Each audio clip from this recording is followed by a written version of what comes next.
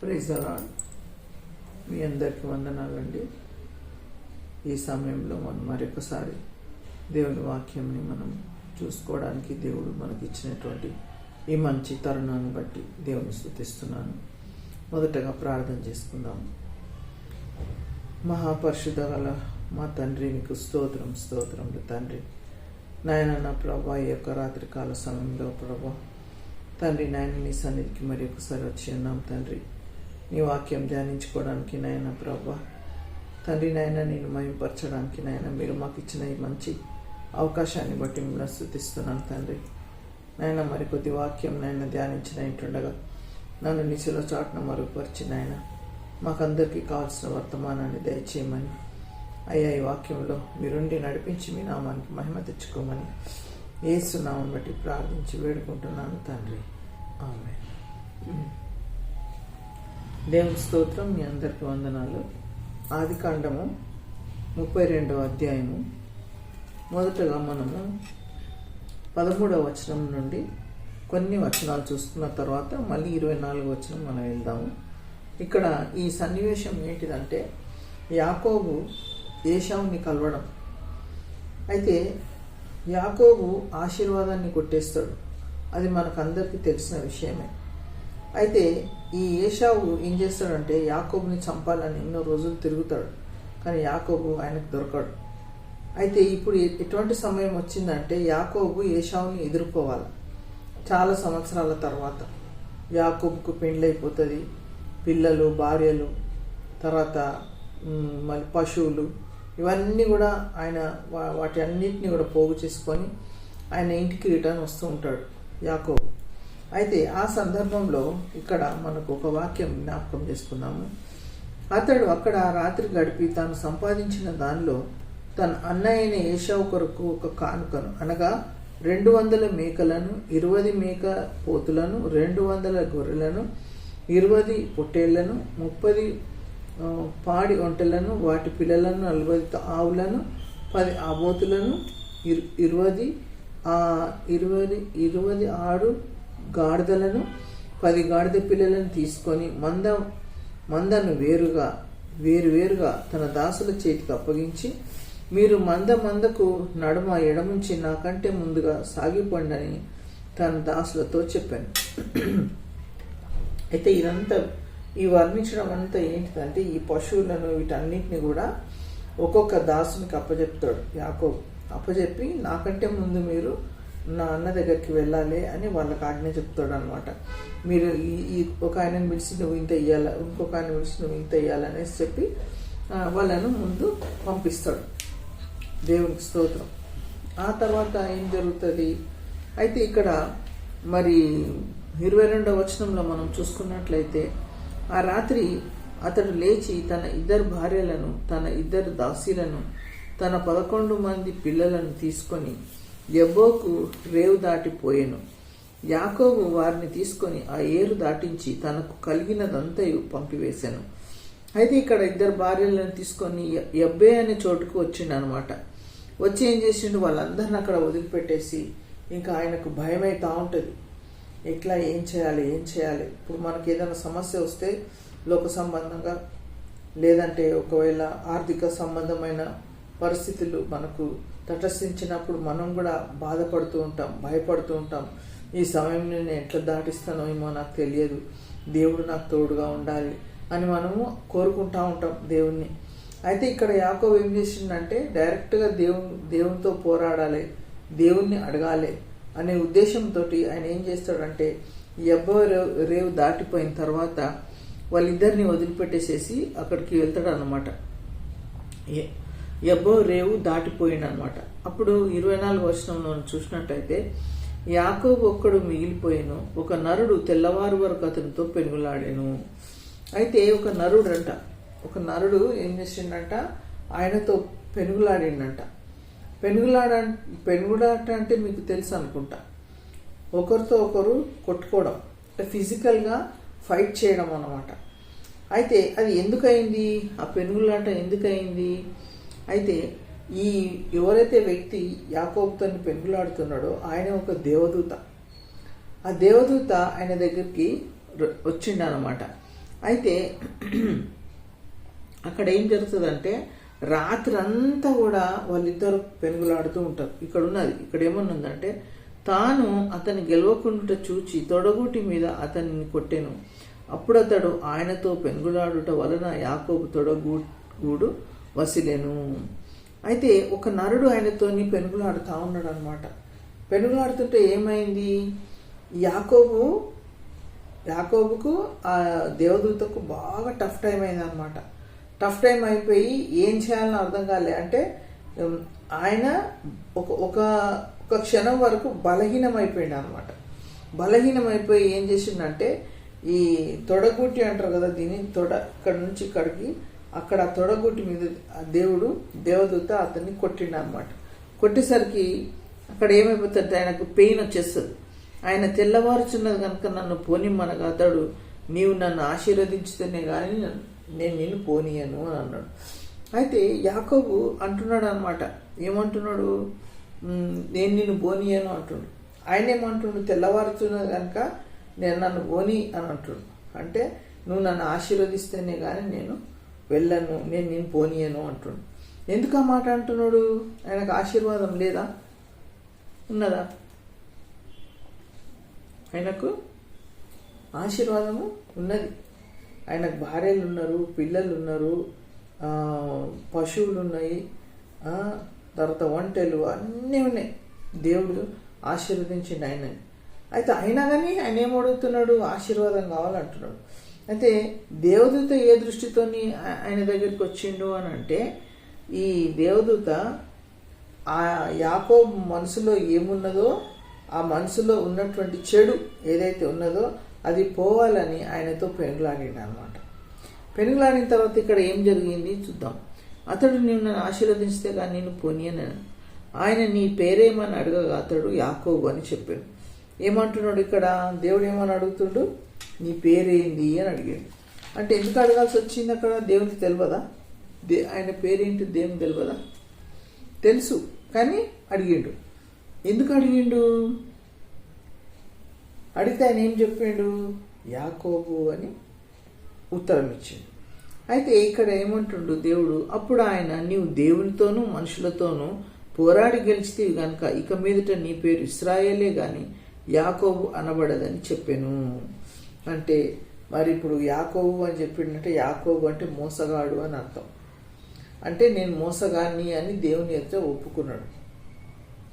అయితే ఇప్పుడు మరి దేవుడు ఏమంటుండు ఇక్కడ, ఫస్ట్ ఏమంటుండు, నువ్వు దేవునితోని మనుషులతోని పోరాడి ఏమైందంట, ఆయన గెలిచిందంట. దేవునితో పోరాడితే గెలుస్తామా మనం? దేవునితో పోరాడితే మనం గెలవగలమా? దేవుడు మనం ఒకటేనా? అంటే దేవుడు ఆయనకాయన అప్పగించుకున్నాడు. ఎవరికి? యాకోబుకు.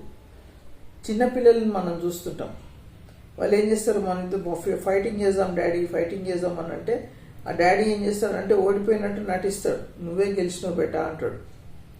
అంటే డాడీకి బలం లేదని అక్కడ. చూడండి ఒక మాట, యెషయా గ్రంథము 37వ అధ్యాయము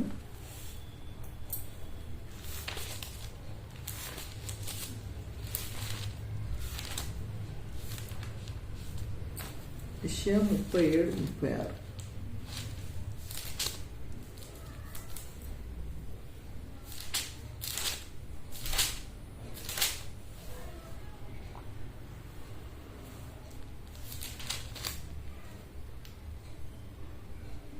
అంతటా యెహోవా దూత బయలుదేరి అష్షూరు వారి దండుపేటలో 185,000 మందిని మొత్తెను. ఉదయమున జనులు లేపగా వారందరూ మృత కళేబరములుగా ఉండిరి.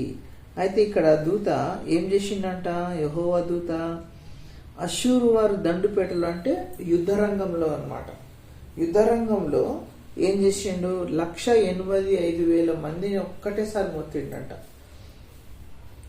అటువంటి దేవదూత మరి యాకోబును గెలవలేడా? ఎందుకు గెలవలేకపోయిండు? గెలిచిండు. అంటే ఇక్కడ యాకోబు కూడా గెలిచిండు, దేవుడు కూడా గెలిచిండు. కానీ దేవుడు ఏమంటుండు, నువ్వు దేవునితో మనుషులతో కలిసి నువ్వు గెలిచినవు అని అంటుండు ఇక్కడ. ఇక్కడ మనం ఈ అధ్యాయంలో చూసుకున్నట్లయితే ఇద్దరితోని నువ్వు పెనుగులాడి దేవునితో మనుషులతో పోరాడి నువ్వు గెలిచినావు నువ్వు అని అంటున్నాను అనమాట. దేవుడు అట్లా అంటున్నాడు అంటే దేవుడు ఎంత తగ్గించుకున్నాడు. దేవుని ఉద్దేశం ఏంటనంటే ఆయన యాకోబు అని ఆయన పేరు చెప్పాలా, ఆయన మోసగాడు అని ఆయన ఒప్పుకోవాలా, అప్పుడే ఆ దీవెన అతనికి వస్తుంది. అయితే దీవెన అంటే ఏంది, ఆశీర్వాదం అంటే ఏంటిది? బాగా గోల్డ్ ఉండడము, పట్టు చీరలు ఉండడము, బిల్డింగ్లు ఉండడము, కార్లు ఉండడము, లేకపోతే ల్యాండ్స్ ఉండడము, ఇంకేమేమి ఉన్నాయి, ఇంకా ఏది లోకంలో ఏదైతే ఉన్నదో అవన్నీ కూడా ఉంటే అది ఆశీర్వాదం అని మనుషులు చెప్తుంటారు. దేవుడు చాలా ఆశీర్వదించిండు, ఆయనను ఆశీర్వదించిండు, ఈయనను ఆశీర్వదించిండు అని చెప్తుంటారు. ఆశీర్వాదం అంటే ఏంటిదంటే కాపుదల, ఆత్మకు కాపుదల, శరీరానికి కాపుదల. ఆశీర్వాదము అట్లా అంటే ఇప్పుడు ఏశావుకు కూడా ఆశీర్వాదం ఉన్నది. చూస్తే అక్కడ శాపం ఉండే ఫస్ట్ వాళ్ళ నాయనతో మాట్లాడేటప్పుడు ఆయనకు శాపం వచ్చింది. కానీ ఆయన పరిస్థితి ఎట్లా ఉంది ఇప్పుడు ఏశావుది మనం చూసుకున్నట్లయితే 34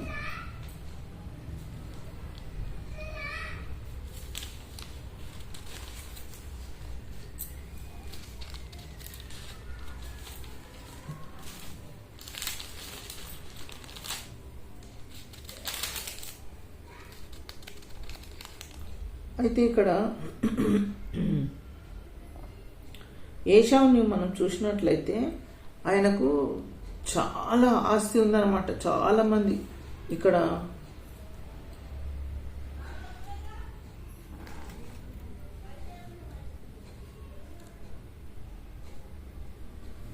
అయితే ఇక్కడ ఏశావును మనం చూస్తున్నప్పుడు ఇక్కడ ఏమని రాస్తున్నదంటే ఏశావుకు కూడా బాగా 400 మందితోనే వస్తున్నాడట. 400 మంది, పశువులు అన్నీ, ఆయనకు ఏది కూడా తక్కువ లేకుండా ఆయన కూడా ఆశీర్వాదంతోనే వస్తున్నాడు. అయితే మరి ఈయన ఆశీర్వాదం ఉన్నది, ఆయన ఆశీర్వాదం ఉంది. ఏ ఆశీర్వాదం కరెక్టు అంటే యాకోబుదే కరెక్ట్. యాకోబు మరి దేవుని యొక్క స్వాస్థ్యాన్ని ఆశపడ్డాడు, దేవుని యొక్క ఆశీర్వాదం కావాలని కోరుకున్నాడు. అయితే ఈయన ఏం చేసిండు, ఎవరు ఏశావు జ్యేష్ఠత్వం అమ్ముకున్నాడు. జ్యేష్ఠత్వం అంటే ఇప్పుడు యేసుప్రభు ఫస్ట్ జ్యేష్ఠ కుమారుడు. జ్యేష్ఠుల సంఘంలో మనం లెక్కింపబడాలి అంటే అది యాకోబు సంఘం అన్నమాట. యాకోబులో లాంటి ఇదన్నమాట మనకు. ఏశావుది లోక సంబంధమైనటువంటి ఆశీర్వాదం, యాకోబుది ఏం ఆశీర్వాదం అంటే దేవుడిచ్చినటువంటి ఆశీర్వాదం. అయితే ఇప్పుడు తొడగూటి మీద కొట్టినప్పుడు ఆయనకి ఏమైంది, అక్కడ దెబ్బ తగిలింది. అయితే తర్వాత దేవుడు ఏం చేస్తున్నాడు, ఇక్కడ నీ పేరు దయచేసి తెలుపమని అనేను. అందుకు ఆయన నీవు ఎందు నిమిత్తం నా పేరు అడుగుతావు అని చెప్పి అక్కడ అతన్ని ఆశీర్వదించను. అయితే యాకోబు ఏం చేస్తున్నాడు అంటే ఇక్కడ పేరు అడుగుతున్నాడు అనమాట. పేరు అడిగితే దేవుడు ఏమంటాడు, పేరు చెప్తలేడు, చెప్పకుండా ఏం చేస్తున్నాడు, ఆశీర్వాదం ఇచ్చేసిండు. యాకోబు నేను ముఖాముఖిగా దేవుని చూచి తిని అయినను నా ప్రాణం దక్కినదని ఆ స్థలమునకు పెనుయేలు అని పేరు పెట్టింది. ఎప్పుడైతే వీళ్ళిద్దరికి పెనుగులాట అవుతుందో దానికి పెనుయేలు అని ఆయన పేరు పెట్టిండు. అయితే దేవుణ్ణి ముఖాముఖిగా చూసిన నేను అని అక్కడ ఆయన మాట్లాడుతున్నాడు యాకోబు. దేవునికి స్తోత్రములు. అయితే ఇంకా తొడగూటి మీద కొట్టిండు కాబట్టి ఆ తొంటి నరము ఇశ్రాయేలీయులు ఇప్పటి వరకు అది తినరు అని ఇక్కడ వాక్యంలో మనం చూస్తున్నాం. అతను పెనియేలు నుండి సాగిపోయినప్పుడు సూర్యోదయం ఆయను, అప్పుడు అతడు తొడ కుంటుచు నడిచాను. అయితే ఇక్కడ దెబ్బ తగిలింది కనుక అయితే ఆయన ఏమైందంటే కుంటుకుంటూ నడిచిండు అనమాట. అందుచేత ఆయన యాకోబు తొడగూటి మీద తుంటినరం కొట్టినందున నేటి వరకు ఇశ్రాయేలీయులు తొడగూటి మీదనున్న తుంటినరము తినరు. తుంటినరం అనేది ఇశ్రాయేలీల వాళ్ళు తినరు అనమాట. అయితే ఇక్కడ మనం చూస్తున్నాం దేవునితో మరి పోరాడే విషయంలో యాకోబు పట్టుబట్టిండు అనమాట. పర్సిస్టెంట్ అంటారు దాన్ని. పట్టుబట్టి నాకు ఆశీర్వాదం కావాలని అడుగుతున్నాడు. అయితే మనం కూడా అందరం ఏమనుకుంటామంటే మరి దేవుణ్ణి మనం అడగాల, ఆశీర్వాదం కావాలా అని మనం అడగాల అని మనం అనుకుంటుంటాం, కానీ అడగం. ఒకవేళ అడిగి దేవుని ఆశీర్వాదం మనం పొందాలని అంటే మన పేరు చెప్పాలా. పేరు చెప్పడం అంటే మన పాపాలు ఒప్పుకోవాలి. పాపాలు ఒప్పుకొని దేవుని చిత్తానుసారంగా మనం జీవించినప్పుడు అప్పుడు దేవుని ఆశీర్వాదం మనకు ఆటోమేటిక్గా వస్తుంది. ఇక్కడ యాకోబు పోరాడుతున్నాడు. ఎందుకు పోరాడుతున్నాడు? అన్నతో ఏమైనా ప్రాబ్లం అవుతుందేమో. ఇక్కడ మనం చూసినట్లయితే యాకోబు 33వ వచనంలో చూసుకున్నట్లయితే యాకోబు కనులెత్తి చూసినప్పుడు ఏశావును అతనితో 400 మంది మనుషులను వచ్చుచుండ్రి. చూసినా ఇక్కడ ఏశావుతోని ఎంతమంది? 400 మంది వస్తారు. అంటే ఆయనకు కూడా ఆశీర్వాదం ఉన్నది లోక సంబంధంగా. అప్పుడు అతడు తన పిల్లలను లేయా రాహులను 2 దాసీలను పంచి అప్పగించాను. అతడు ముందర దాసీలను వారి పిల్లలను, వారి వెనుక లేయా ఆమె పిల్లలను. అయితే వీళ్ళందరినీ కూడా యాకోబు ఏం చేసిండు? చూపించిండు అనమాట. అంటే యాకోబు ఏమనుకున్నాడు? ఆయన నన్ను చంపుతాడేమో, నన్ను కొడతాడేమో అని భయపడ్డాడు. కానీ అక్కడ అది జరగలేదు. ఏశావు ఎంతో ప్రేమతో ఎప్పుడు మా తమ్ముని నేను కలుసుకుంటానా అని ఆశతో వచ్చిండు. ఆయనకు కూడా అన్ని సమస్తము కలిగి ఉన్నాడు ఆయన. అంటే లోక సంబంధంగా ఆశీర్వాదం. మనం ఏమనుకుంటాము? వాళ్ళని వీళ్ళని చూసి వాళ్ళు చాలా ఆశీర్వదింపబడ్డారు, వాళ్ళకి చాలా శ్రీమంతులు, వాళ్ళు చాలా గొప్ప వాళ్ళని మనం అనుకుంటాం. కానీ దేవుడిచ్చే ఆశీర్వాదము, లోకమిచ్చే ఆశీర్వాదము చాలా వ్యత్యాసం ఉంటుంది. దేవుడిచ్చే ఆశీర్వాదం ఏముంటుందంటే మనము ఇక్కడి నుండే మనకు పరలోకం కనిపిస్తుంది. మొదట ఆయన నీతిని, రాజ్యాన్ని వెతుకుడి అని అంటుండు దేవుడు. అప్పుడు మనకు అవన్నీ అనుగ్రహింపబడుతుంది. మనం ఏం వెతకాలి? ఫస్ట్ దేవుని యొక్క నీతిని, ఆయన రాజ్యాన్ని మనం వెతకాలి. అట్లనే యాకోబు కూడా మరి జ్యేష్ఠత్వం అమ్ముకున్నాడు. ఎవరు? ఏశావు అమ్ముకుంటే ఆ జ్యేష్ఠత్వం పరలోకం అన్నమాట. ఆత్మ సంబంధమైంది. అది ఎవరికి అర్థం కాదు. అయితే జ్యేష్ఠుల సంఘంలో మనం లెక్కింపబడేటట్లుగా మనం ప్రేయర్ చేసుకోవాలా. అంటే యాకోబు ఇచ్చిన ఆశీర్వాదమే మనకు కావాలని మనం కోరుకోవాలా. యాకోబు ఎట్లయితే పాపం ఒప్పుకున్నాడో, యాకోబు ఎట్లయితే నా పేరు యాకోబు అని చెప్పిండో, మనం కూడా మన పాపాలన్నీ ఒప్పుకుంటే దేవుడు కనికరించి కృప చూపించి మనకు ఆశీర్వాదం అనుగ్రహిస్తాడు. దేవునితో పెనుగులాడేది మనం నేర్చుకోవాలి. మొదట మనం ప్రార్థనే చేయం. ఫస్ట్ థింగ్ మనము 10 నిమిషాలు చేస్తాం, లేకపోతే 20 నిమిషాలు. రోజుకు 1 గంటనన్నా మనం ప్రార్థన చేస్తే దేవుడు మనతో మాట్లాడతాడు. దేవునితో అనుభవం మనకు ఉండాలి. ఆ పాస్టర్ చెప్పిండు, ఈ పాస్టర్ చెప్పిండు, అక్కడ లక్షల మంది ఉంటారు, అక్కడ పోవాలా ప్రార్థనకు, అక్కడ బాగా స్వస్థతలు అయితే అక్కడ పోవాలా. అది కాదు మనం చేయాల్సింది. మనము దేవునితో సహవాసం చేస్తే మనకు ఏంటిది బెనిఫిట్ అనేది చాలా ప్రాముఖ్యం. ఇక్కడ వాక్యంలో ఎట్లా ఉన్నదో మనం అట్లా చేస్తే అప్పుడు మనకు నెమ్మది, శాంతి, సమాధానం మనకు దేవుడు అనుగ్రహిస్తాడు. మనం కూడా యాకోబులాగా మనం పోరాడడానికి దేవుడు సహాయం చేయను గాక. ఆమేన్. ప్రార్థన చేసుకుందాం. స్తోత్రం నాయనా, స్తుతి స్తుతి స్తుతి స్తోత్రము తండ్రి. పరిశుద్ధుడాని పాదాలకు స్తుతి స్తోత్రము నాయన. అయ్యా మరి యాకోబు విషయంలో నాయన మాట్లాడుకున్నాం తండ్రి. అయ్యా మరి వాక్యం చెప్పడానికి సహాయం చేసినావు నాయన. అలనాడు నాయన యాకోబు నువ్వు నాయన 2 కలిసి పెనుగులాడినారు ప్రభా. అయ్యా తొడగూటి మీద కొట్టినావు తండ్రి నాయన. మరి అతను యాకోబు అని పేరు ఒప్పుకున్నాడు, తన తప్పు ఒప్పుకున్నాడు తండ్రి నాయన. అదే రీతిగా మేము కూడా నాయన నీ సన్నిధానంలో మా పాపాలు, మా దోషాలు ఒప్పుకొని నాయన మేము కూడా నీ సన్నిధిలో నాయన ఆశీర్వాదం పొందుటకు మీ కృప దయచేయండి నాయన. అయ్యా నీకు స్తోత్రములు ప్రభు. విత్తబడిన వాక్యం నీరు కట్టి ఫలింపచేయండి అయ్యా నాయన. మరి తండ్రి నాయన అనేకులకు నాయన ఈ యొక్క వాక్యము వర్తమానం నాయన మేలుకరంగాను నీకు మహిమకరంగాను ఉండడానికి సహాయం చేయగలను. యేసయ్య పరిశుద్ధ నామం బట్టి ప్రార్థించి వేడుకుంటున్నాను తండ్రి. ఆమేన్.